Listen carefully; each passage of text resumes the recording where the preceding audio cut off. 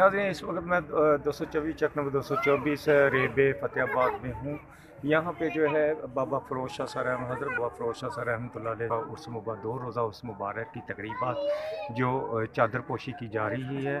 इसके बाद जो है लंगर शरीफ होगा और दूध की सलीब भी होगी जी।